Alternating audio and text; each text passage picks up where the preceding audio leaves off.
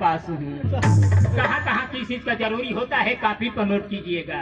जंगल में भालू का, पौध में खालू का, सब्जी में आलू का होना जरूरी है। चंपाकल में जाली का, दरवाजा में ताली का, ससुराल में साली का होना जरूरी है। सलमानों में गुरु का, हजामे में थुरु का, बाजा में हुरका का होना जरूरी है।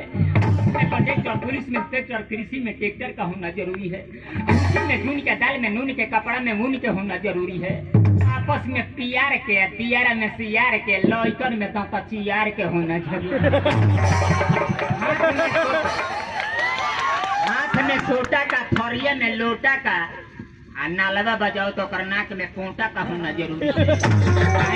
काहे को हमार मौसा लगेला, हम ओकर बड़का बाबू लगी तनी से बहु हमार हित हो काजी ही तरह मैंने ने का बैठल बानी ओती हमारा दरवाजा पर रौला के इज्जत करती है। तू गो तिलवा बतले ना हो के एगो पेपसी पर दूगो रसगुल्ला फ्री बा। रसगुल्ला खा के पेपसिया टानी लो, भक भक गैस छोड़े।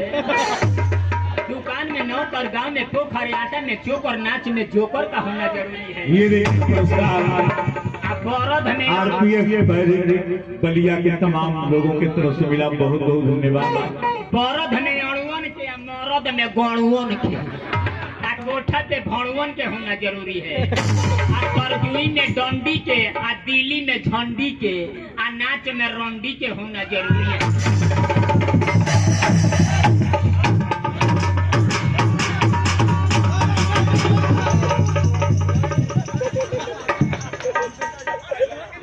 बाहर निकल जी ठाकुर प्रसाद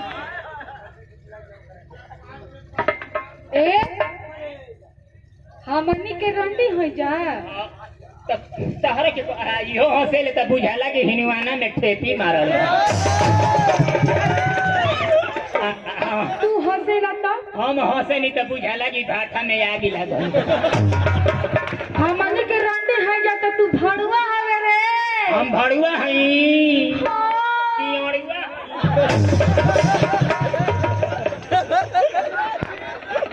तू हमारा से झुरैबे तो धो के झपिला दे दी, अब पंजा से पंजा चढ़ा दे, अब बापा दादा चिचियबे तो धो के हमारा से झुरा ले, दोसरा के देके दूर भगावे ले, रसगर देके पेन्हा ले। एक खटिया के खटियौनी खोटो मल, तोर पेट हो कि न तो कोला हो, रसड़ा बलिया के गोला हो। केतना ले सरजाम समा जाला, कतना लोग सट जाला, कतना लोग पाछा से धोई के चप। अरे गणवार क्यों काहे मारे तारे रे? तू काहे कहले कि पाछा से धो के चपक जाला, आगा से कहू? हां आ पाछा से मारी मार काहे? हौदा हो गई। आगा से मारो, बोला आगा से मार, ओए तीन गणवा लागी फूक दिया एक लागी। काजी खड़ी होकर भगवान का नाम लो कैसे लिया जाता है? कैसे लिया जाता है? जैसे कहूँगा वैसे ही भगवान का नाम लेना है। बोलो। रघुपति राघव राजा राम, जेल के अंदर आसाराम। ये तो सब लोग जान गए, इंडिया के लोग जान गए कि आसाराम बाबू मलकाटा बाबा रहो। तहरा की पटले रहलन का हो ना हमारा के ना कोटले रलो। तब हां ये सुना तरु बोलो रघुपति राघव राजा राम, रघुपति राघव राजा राम। तोर बाबू के नाम रहे जगजीतन राम। रघुपति राघव राजा राम, रघुपति राघव राजा राम। ले होई चाप दुगो लंगड़ा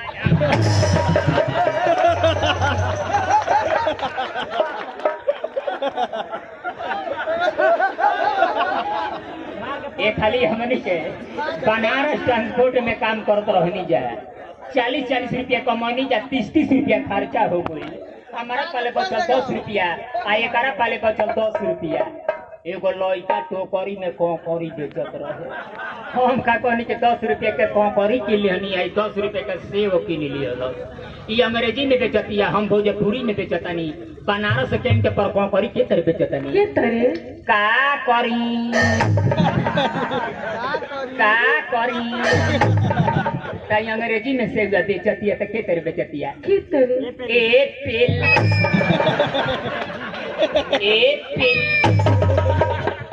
हमारे कोंकरी बेचाई नहीं कर से हो बेचाई तो हम लगनी तेजी में बेचे तो के तरह बेचता के तरे का कर मैं हमारे कोंकरी बेचा है तो इहो तेजी में लागल बेचे तो के तरह बेचतिया ए पहले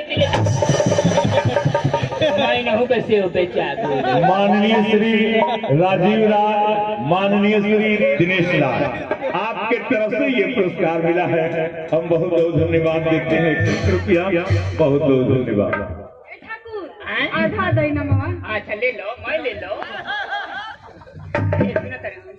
बोलो ए रागिनी का हो सर्वेंट मैंने जाने लू इंग्लिश पढ़ल बारू तनी मनी सर्वेंट मैंने का होला बोलो सर्वेंट मैंने नौकर नु सब कोई कहेला हां हम ओकरा संध विच्छेद कइले बनी ओकरा के का कइले बड़ो सर मैंने श्रीमान वेंट मैंने गया श्रीमान गया आए सुनो तरू आगवा बढ़ो बोलो एगो बात पूछी प्रश्न के उत्तर बताई तू एकदम एगोरा हिलावत रहे या चार गोरा देखत रहे एगो हिला के हटल का चार गो लगले से हिला बताओ तो का हो खैनी कैसे एगो हिलावत रहे चार गोरा देखत रहला सर हां आ एगो हिला के हटत तो चार गोरा लगत हिलावे अच्छा ई तो कह दिहलू आ दूगो पाया बा पाया के ऊपर दलदल बा दलदल के ऊपर धड़कन बा धड़कन के ऊपर कंप्यूटर बा आ कंप्यूटर के ऊपर जंगल बा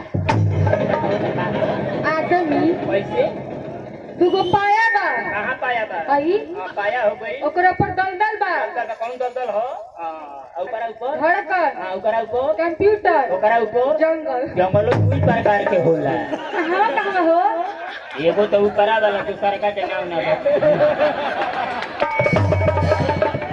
माननीय श्री दिनेश राय, माननीय श्री राजीव राय, आपके तरफ के बाद आपकी बैरिक हां एगो पिंजू बजावत रे बाप वहां के बानी अच्छा है नाला दोनों बजावत रे ये छोड़ दऊ नहीं के दोनों गुण के काहे दोनों के पीछे पड़ल बाता ही तू धावसन का ना ना दुगो नाला दोनों बात बगाए सो हाँ। इहो स्कॉर्पियो में जात रहले सो अच्छा कहां बनारस जाए के रहे अच्छा 10 गो चिनिया बादाम रहे फोर फोर खोइलन से तो कौ गो बचो दुगो कैसे 4 मतलब 4 कैसे अरे 4 मतलब 4 गो खोला अच्छा 4 गो खा गेले से तो दू गो बचल ना हाँ।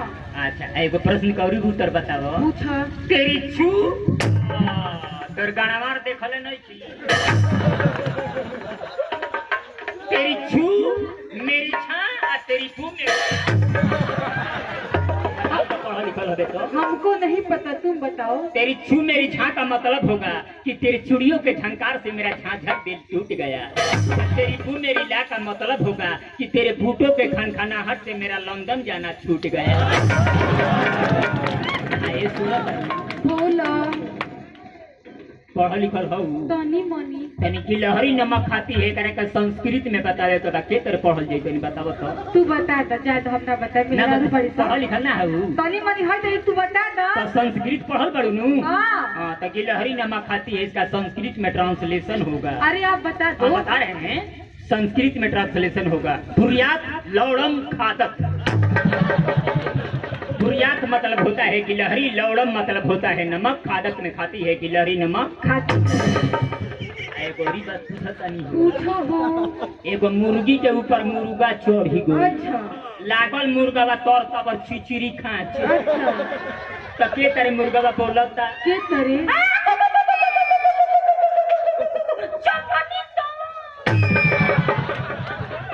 तो मुर्गिया के तरह बोलती के तरे